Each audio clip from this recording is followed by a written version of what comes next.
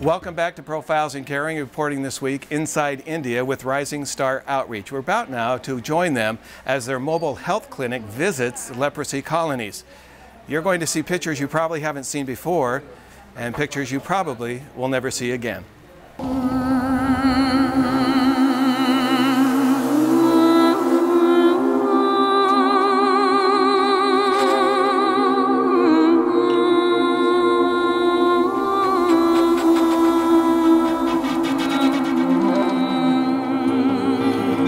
There are more than 200 leprosy-affected colonies in India. The largest has over 4,000 people in it.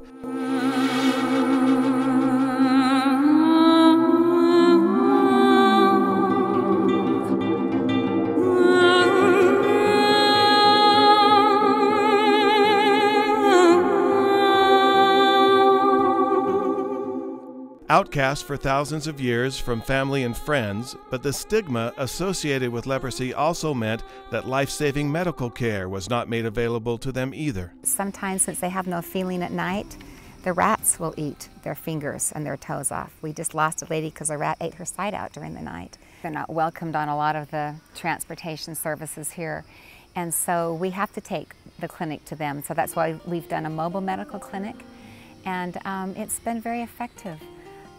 When we first went, we'd see all these horrible, horrible wounds, because when you have leprosy, even when you're healed, and our patients are all healed now, they're really not active leprosy patients, but it leaves you with no feeling in your limbs, in your hands and your feet, and your eyes actually.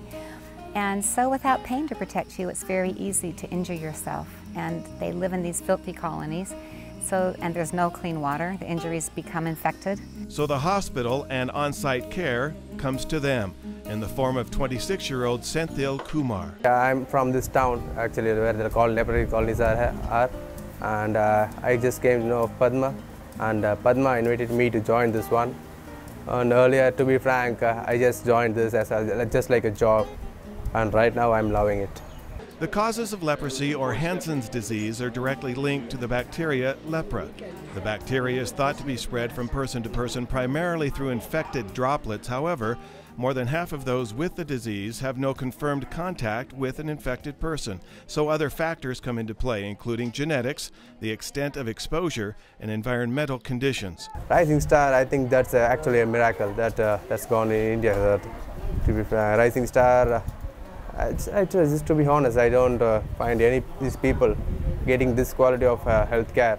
They are getting treated for surgeries, cataracts, they are getting for bypass surgeries, they are getting for any plastic surgery for the limbs. Leprosy attacks nerve endings, fingers, toes, the nose, earlobes, and eyelids are all vulnerable. The treatment for leprosy has only been active for about less than a decade. If you catch the leprosy early, when it's in its dry stages, that's when it's just a white spot on the skin. When we've caught so many like that, you can just give them sometimes 1 or 2 packets of the pills, which are put out by the World Health Organization and are free. It costs them $1.50, and they're cured. I mean, that's it. That's all it takes. If you don't catch it early and it progresses to the wet leprosy stage, which is like an open wound, then they can be on medication for sometimes up to a year daily, and then often by the time they're cured they will have lost a finger or a toe, and they'll be marked in India forever as leprosy affected. It's a huge price to pay, really, for not catching it early. And so among those who are older, the spread of the disease has been stopped by this medical cocktail treatment. But the nerves are still gone, so protection must be taken to keep extremities clean. Unwrapping, wrapping, caring, loving, because the disease has been so cruel. Their fingers are gone, so too their toes. Their noses have withered. They wear sunglasses to protect eyes with no eyelids, and in extreme cases, the disease has even eaten the insides of their mouth. And you just imagine, just one day, if you are without your fingers, how the life will be, and how you can realize how these people are suffering for past 30, 35 years without the fingers. There is good news, though, because of the medicine. The leprosy numbers are coming down, and we want those numbers to come down very rapidly and very soon, so that we don't have these people to suffer. Outside of medicine, and with opportunities like this art school and entrepreneurial loans, there is a new and vibrant effort to build self-esteem and self-worth among the leprosy affected. Badma, the daughter of a former Indian president, has dedicated her life to helping these people. So all those things I was doing at the UN level, but I had never worked at the grassroots level at the time, and I had no experience also, and I never thought that I will get so involved in this work in such a big way. So I was skeptical. I wasn't sure whether I could do it. But she did do it, first in Delhi and then alongside Becky Douglas. The medical treatment is vitally important, but to Badma and Becky, so too is teaching the leprosy-affected job skills. Microcredit loans, some as small as $5, were made. Paint a beautiful picture for resale. Buy a goat and sell the milk. Buy a cow and sell the milk. Or allow a man in a leprosy colony to become an artist by giving a loan to help him buy watercolors and let him learn to care for himself. He's just saying that it's really hard for him to hold a pen because with his hands like this, he can't hold it straight. So when it's not straight, he can't get this, correct lines that he wants. So it's really hard for him to draw the way he would like it. Okay, so he says to draw this one, it takes at least 2 days to draw this. He was affected by leprosy when he was 10 years old. So, before then, no one would treat him with any medical treatment. So, but he would go by himself to the nearby hospital and get the necessary requirements to keep him, I guess, better. Just feet away from where a small group of girls sits around a rotten tomato ready to divide it up for a treat, this man now sits and paints. They gave him 10,000 rupees, the first loan.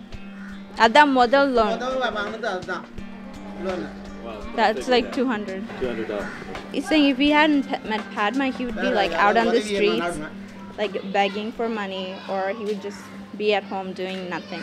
I just would like the world to know that they should not be afraid of leprosy, and what you don't know, you're afraid of.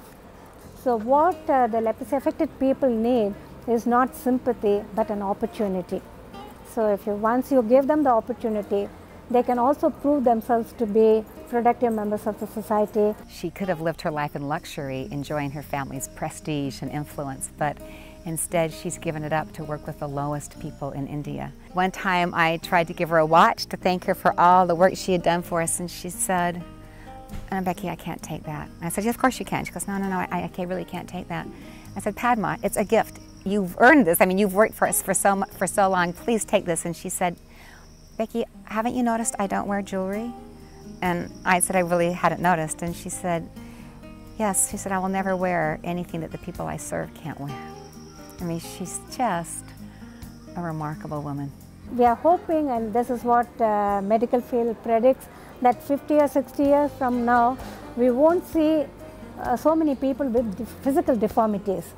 If the physical deformities are not there, the stigma will not be there, and they will be treated as anybody else, like normal people.